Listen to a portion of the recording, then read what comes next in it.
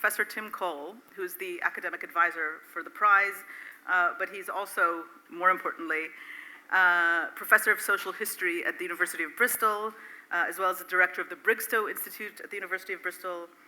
He works on issues of landscape and environmental history and digital history and space, especially in relation to the Holocaust. He also recently chaired the commission to decide what to do with the Colston statue, which was toppled into the ocean in Bristol, and what to do about it, and should it be restored or should it be left in the museum, or so on. And he will be speaking with Bart Elmore, who's an associate professor in the Department of History at Ohio State University. And as we will hear, he works on global environmental history and the history of capitalism and big business, and all of the intersections between these various things. So on to you, Tim. Great, thank you so much, Daphne.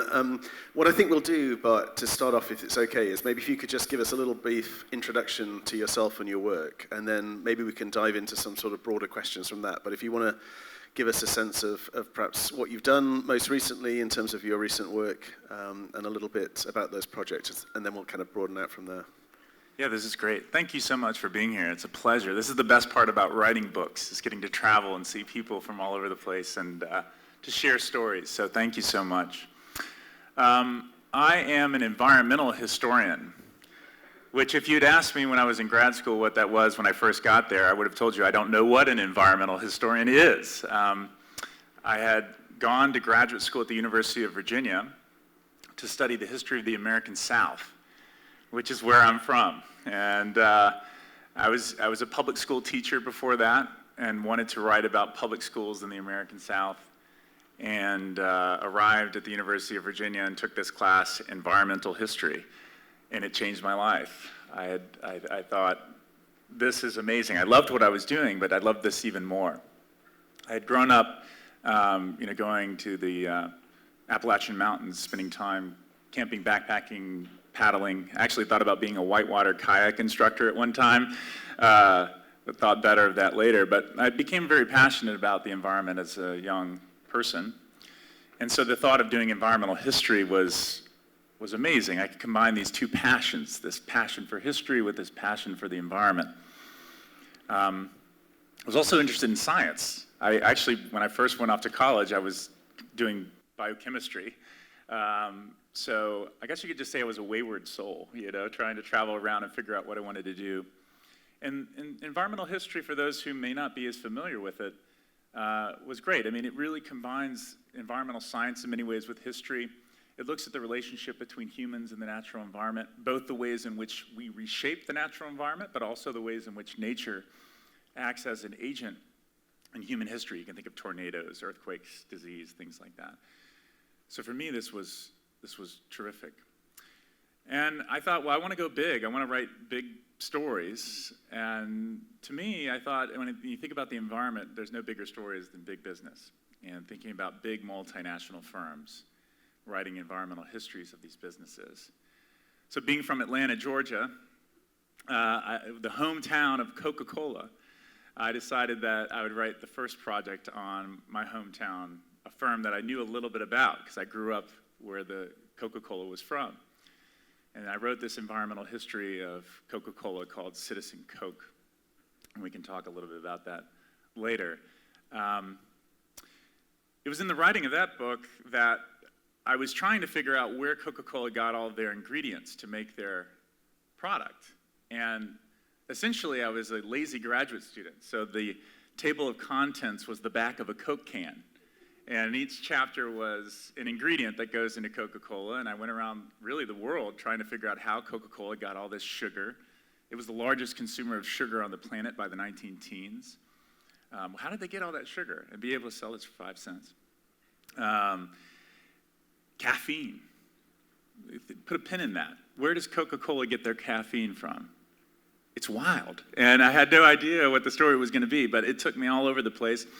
And it was actually in that caffeine story, I'll at least tell you the company that provided caffeine for Coca-Cola. It was a little chemical company out of St. Louis called Monsanto. So that led me to St. Louis. And as a then graduate student, I was finishing my dissertation, which was the story of Coca-Cola I went to St. Louis, and I thought I was going to get shut out of the corporate archives.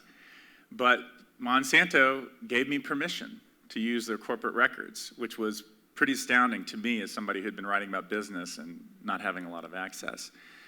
So I wrote this second book on the history of Monsanto from start to finish, a chemical company that started in 1901 in St. Louis that became the largest seller of genetically engineered seeds in the world by the end of the 20th century, having a huge effect on our agriculture. I'll just end by saying that this journey quickly led me out of the archives. If we can go to the next slide. You know, one of the things about environmental history that I thought was really fun and exciting was being on the ground and actually going to these sites and locations. You can see here me, this is in Vietnam. I'm sitting there about to try and get into the headquarters of Monsanto in Vietnam. I look very confident in this picture, but I'm about to be booted from the corporate archives, or the corporate headquarters. So I didn't quite survive getting in the door there, but you know, I went all over to try and get this story, met with farmers, and this is actually a picture from Brazil, talking about genetically engineered crops in the Cerrado, the middle portion of Brazil. And I think we have one more slide. You know, spending time with farmers, but also you can see here, this picture on the right here is a picture of where Roundup, this herbicide that Monsanto was very famous for, that's sold around the world, its active ingredient is glyphosate, is manufactured. This is the waste that's produced as a byproduct of making Roundup. And this is actually radioactive waste. And we actually camped out here. The fun stuff of being an environmental historian is camping out at radioactive sites to get this story. And so I'll just end by saying that I think, in a way, environmental history, for me, it blends in some ways the discipline of journalism with history. And I've learned a great deal from scholars that are journalists. And I think getting on the ground, getting your hands dirty has been part of the journey. And it's really been a dream job in so many ways. Maybe we can start off. I'd love to pick up on that a little bit. So, you know, one thing, I'm partly an environmental historian, and you know, my students joke that they love the fact that they get field trips in environmental history classes. You know, because we have this kind of real value of taking people into landscapes, and that's obviously something, you know, you've done in your own work. So maybe I could ask you a little bit more about what kinds of sources do environmental historians use? Because we started off with a panel which was about a set of sources, manuscripts, through material objects to bones. But in a sense, as an environmental historian, you're also kind of working with the land, or you're working with places. And maybe you could tell us a little bit about what kinds of sources you feel like environmentalists use. How do they differ from the work of other historians or from environmental scientists, or are they quite similar? Right. So one on sources, and then second on questions. So what sources and what questions? Because one thing that really strikes me about the Coke book is that I feel like you go into that with a set of questions that other people don't. So like partly, you joke that you look at the back of the can and you follow where the ingredients come from. But I thought what was interesting about that book was you were really asking, what does Coke consume rather than what does Coke produce? So I guess mainly when we think of Coke or any business, we think, okay, well, what do they make? But actually, you were really interested in what do they consume in the manufacture. So maybe could you fill us in a bit on what do you feel like are the distinctives, if there are some, of the sources and the questions that characterize the work of environmental historians? Well, and I think following the wonderful first panel we have, I have to say, I'm just in awe of these colleagues, these new friends that are winners, and the work they do to get these incredibly difficult documents, learning multiple languages to access them. And I used to think I was pretty cool for getting into corporate archives, but in some ways, printed documents from the 20th century in my language that I grew up with is not too hard in some ways. But I do think, so we have those archival base, for sure. We do that type of source base in work. I think in business history, if I could just lean on that for a second, it is a bit difficult because you're trying to figure out how can I get the corporation's documents. And oftentimes, as opposed to having a historical society that welcomes you in and says, hey, I'd love for you to use these documents, it's often the reverse. And I'll say with Coca-Cola, I had a very different experience. They were very much, please go away. Stop asking for our archival documents. But you triangulate from that. One of the things that you do is you find executives that worked at the company who then donated their documents to a university. And in the case of Coca-Cola, that was the key. I found the documents of Robert Woodruff, who was long considered the boss of Coca-Cola. He ran the company from the 20s all the way to the 80s, and he had donated all of his records to Emory University in my hometown. And I was able to go home, actually sleep in my bed that was from middle school, and do archival research. So I want to acknowledge that we do that, but I think one of the things that really drew me to environmental history was the cross-pollination or the intersections with science, spending a lot of time with scientists to get the story that you want. And I think as young environmental historians, our mentors encourage us to think beyond our discipline and to go out to these other departments immediately and make contacts. A good example of this would be my advisor, whose PhD is in biology. Now, he's one of the leading environmental historians in the country, but he was a biologist when he started. So I think we feel very comfortable doing that, and in fact, it's part of it. For the Monsanto book, I spent a lot of time with weed scientists at Ohio State, because I'm at this great agricultural institution. And I'll be honest, before I started the book on Monsanto, I didn't know about weed scientists, that this was the whole profession and how many things they did and how they unlocked the mysteries of these amazing plants. So I spent a great deal of time with scientists and exploring those things. But I do think you're right, too. We just pay attention to the environment itself. I think there is a lot of field research. We show up. I call it with my graduate students, I say, you need to show up. You need to actually go to these locations, spend time. Even if you get booted from the corporate headquarters, at least show up, because you never know what you're going to find there. And it's not just paying attention to the environment, which is one of the things I'll do is I'll show up at a site, and I'll close my eyes, and then I'll say, go, and open the eyes and start paying attention to every little detail. Christina was talking about smelling the documents, Sorry that this has become the meme of the day, but it's great because I think as a historian, and again, leaning on journalism, this is something that you have to do. You have to be paying attention. All your senses need to be aware of what's happening. What does it look like? What's the sun like at midday here? What's the differences in climate? How can I capture that in this story? I do think that narrative is part of it. We're very interested in telling stories as environmental historians. And you can't do that well if you're not awake and alive when you're out in the field paying attention to all this. So I think that's that. The last thing I'll say on sources is, unusual sources. I've filed a lot of Freedom of Information Act requests in the United States to get access to government documents that I would not otherwise have access to. I've talked to a lot of sources that I would consider whistleblowers inside these companies, talking on encrypted phone with the sources. My hands, when I was writing this in the middle of it, would shake a little bit because of the pressures of having people inside the companies whose lives could be affected by what you wrote and what you said.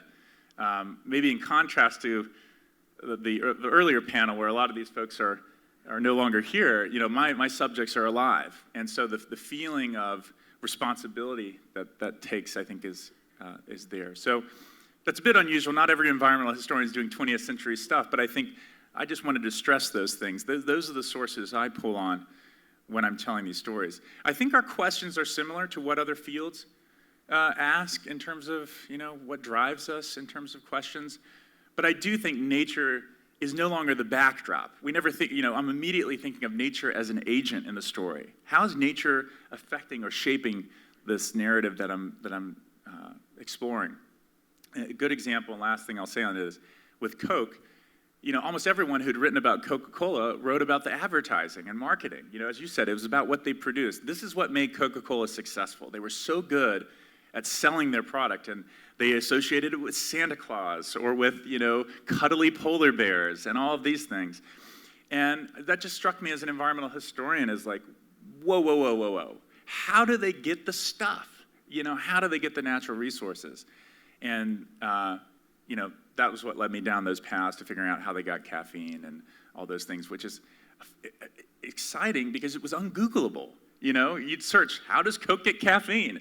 it's not there, it's just not a question that was being asked in that business history. So it's just an open door when you're doing this type of work, and it's really exciting.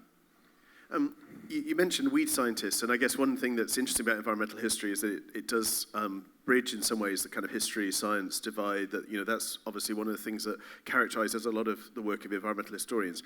But I'm interested in the fact that you also bridge this environmental history, business history divide.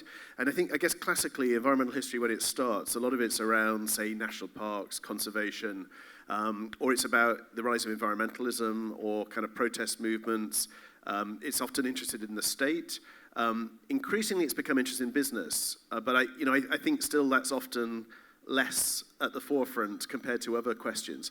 And I wonder what you see a focus on business history in particular bringing to environmental history. Why do they seem like such important bedfellows to you? Why is a way, if you like, of asking environmental history questions by asking a set of business history questions? Yeah, and I think just to put the timing on all this, when business and environmental history became popular, if you think about environmental history as a field, it's really young. I mean, one of the great things about being in this field is being able to go to the conferences and meet the people who started the field, and it's so exciting. And they're there. There's amazing mentors, I have to say.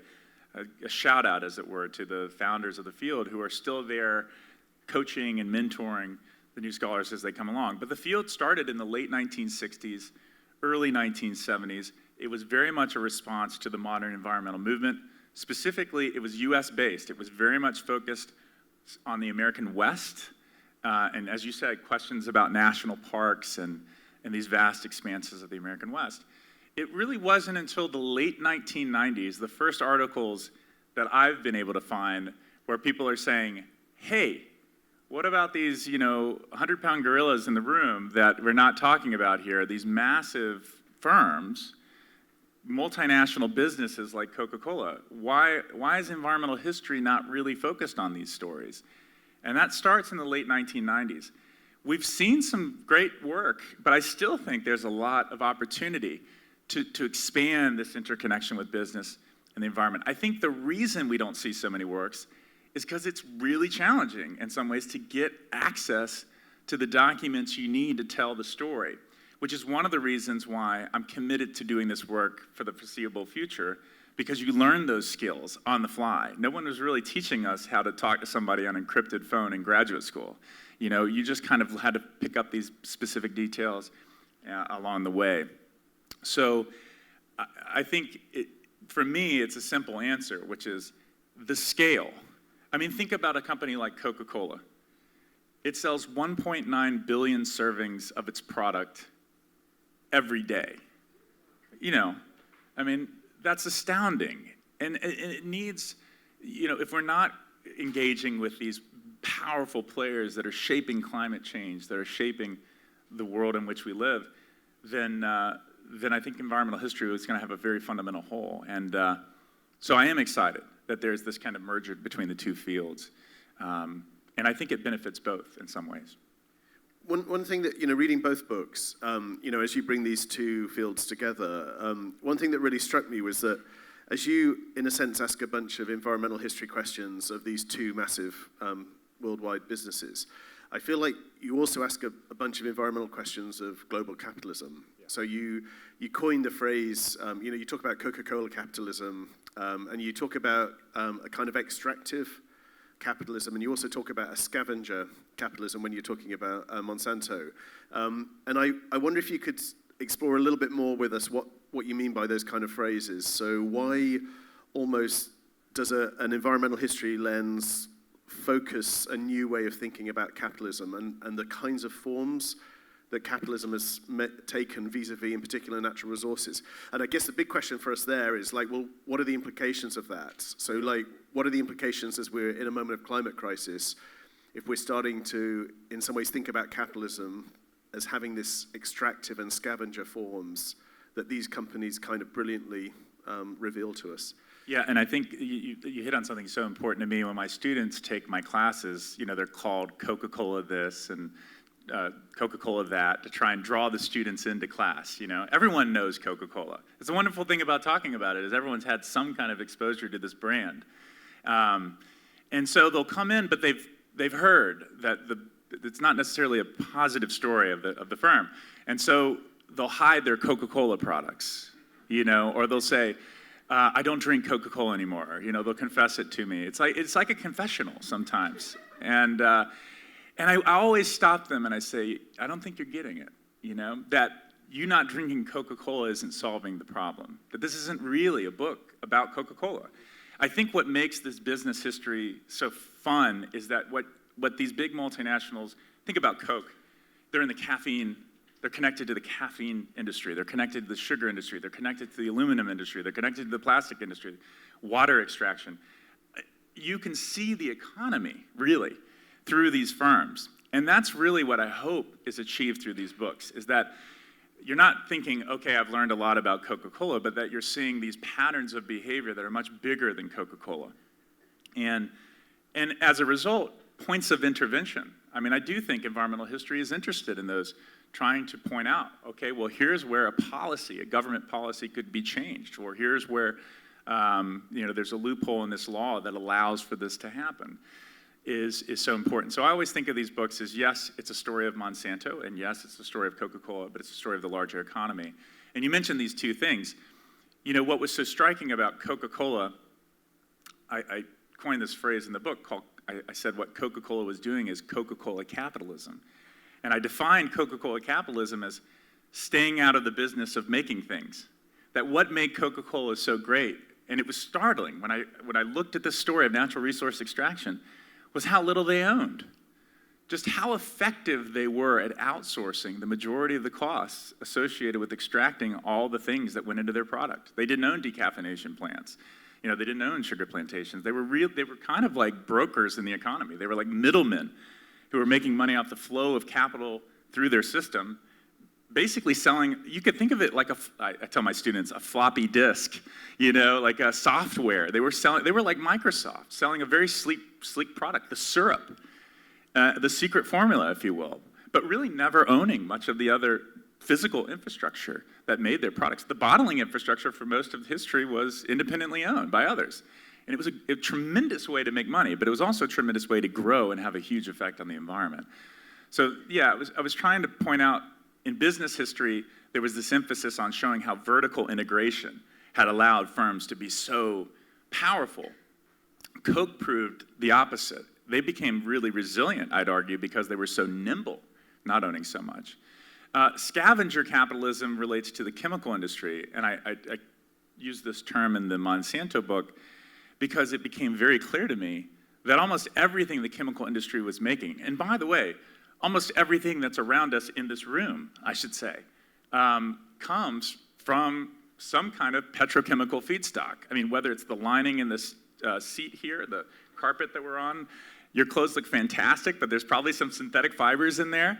I mean, all this comes from petrochemical byproducts that were essentially at one time the waste of the oil refining industry. It was a waste product that was basically, if you read Monsanto's corporate records, given away to them. It was so cheap, it was like a garbage dump. The refining industry in the early 20th century was just making gasoline and fuel. They were pumping that out. They had all this waste left over. And the chemical industry made their whole profitability contingent upon that.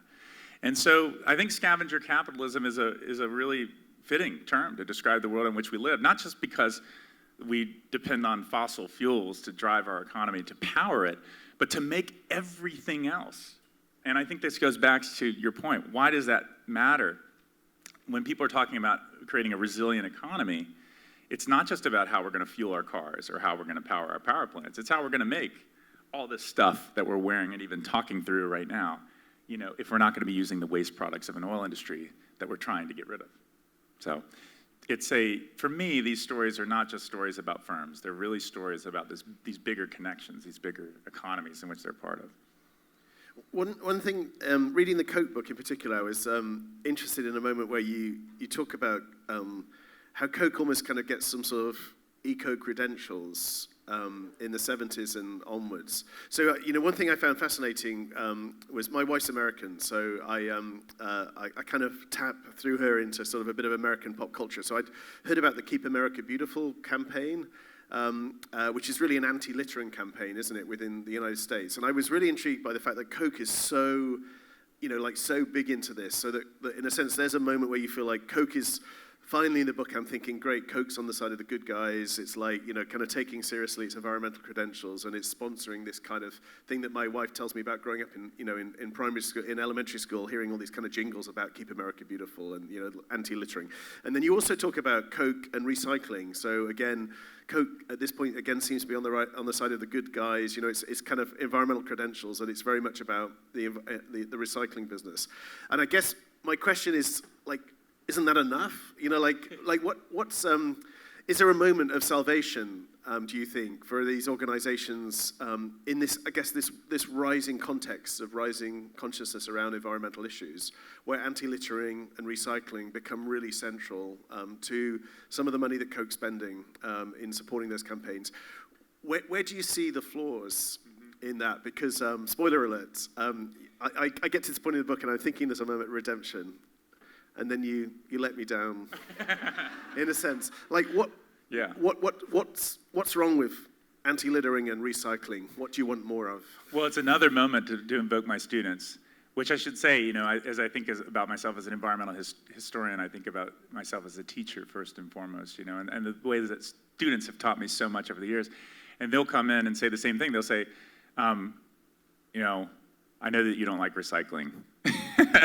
And I say, well, that's not the point of the book. It's not that I think recycling inherently is bad, but that there's flaws with how it was built and how it was designed and the effects that it had. You mentioned something else, and I didn't necessarily achieve it as well in the Coke book, but I hope I did a little bit better in the Monsanto book. I've really tried to tell human stories, and by that I mean to try and get to know the people that I'm writing about, to try not to paint them so much as, here's this corporate villain that once again is making a bad choice because he's a bad person. I think if all we learn from history is that bad people do bad things, then we haven't really learned very much. I think one of the great lessons is, how does somebody who's thinking about trying to solve a problem sometimes end up in these situations where they have these things go wrong? So in Coke's case, the moment you're talking about is the late 1960s and early 1970s. And the head of the company is a gentleman named Paul Austin. His records were also at Emory University. I got to read his letters. And you might think, here's the head of this company that's, multinational, and there's nothing redeemable about this guy. He's going to be out to hurt the environment. But of course, that's not true. I mean, you read his letters, he's deeply passionate about the environment. He wants to do good things. He even commissions a study to figure out which container is the best environmentally friendly container to use. It was the first life cycle analysis study. Life cycle analysis, looking at the full life cycle of a product, ever really commissioned by a firm. They did it secretly in 1969. And he wants to know about these things and how to make his business better. But he gambles on recycling. He thinks curbside recycling, this is going to be the future, which hasn't really been tested in the United States at the time when he's introducing this, 1970s and 1980s.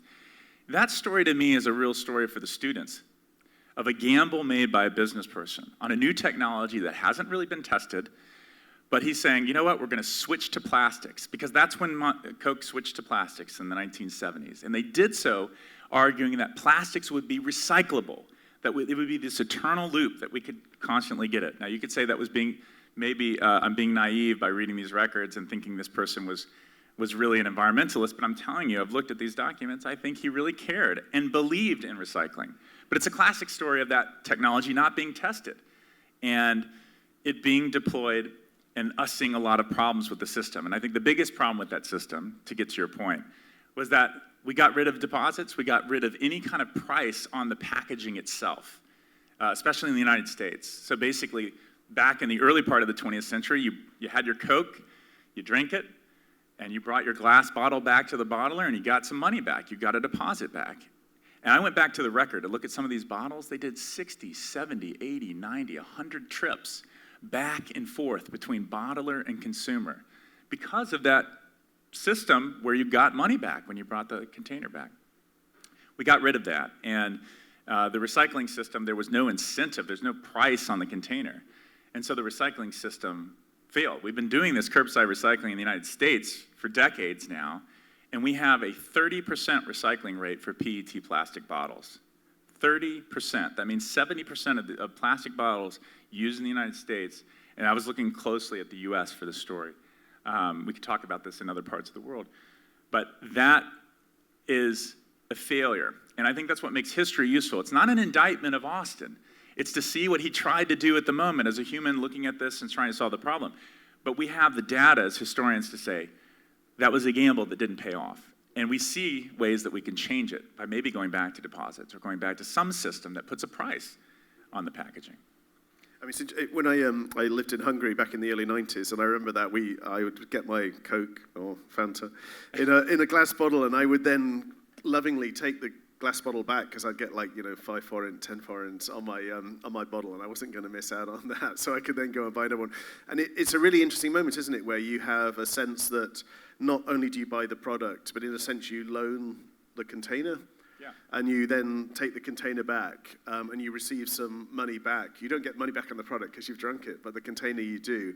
I guess if we just focus in on that, you've got this moment where Coke shifts from reuse to recycle. I mean, in a sense, do you feel like one of the things of environmental history is about offering past solutions to present and future problems? I mean, is that partly what you'd see your role as an environmental historian, or more generally this field? Is it about those kind of spotting those moments and saying, actually, we made a mistake there, because as soon as we took a deposit off the container, then no one brought the container back. What we should do is return to glass. We need to have a reuse rather than recycle culture, and we need to bring deposits. I mean, is it as simple as that or not? I don't know. What's your sense of, if we get practical, what can environmental history offer in this moment of climate crisis? I don't think it's that simple. I think it's easy. I think historians are always led to say, look, here's the golden era. This is when everything worked, because so much has changed.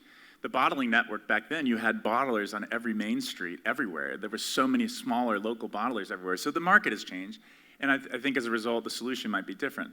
But we do see that returnable system working very effectively. I think one of the other things that we as environmental historians are to do is to look at that system closely and talk about the labor history of recycling as well, to pay attention to the folks that we often don't think of when we put our recycling thing in the curbside system. I've spent time, for example, inside recycling centers, and the untold story of recycling is the dirtiness of the actual process and the effects of that dirty process on often folks who have just left prison or have or been down on their luck, or who are in these positions, who are wearing no PPE, no personal protection equipment, breathing in an incredible amount of particulate matter in these recycling centers. And I think it's a story that's completely lost in all this. And I think that's what history brings to this, paying attention to the human story inside these systems that are often kind of black boxes to us. Most of us don't ever think about what's inside a recycling center.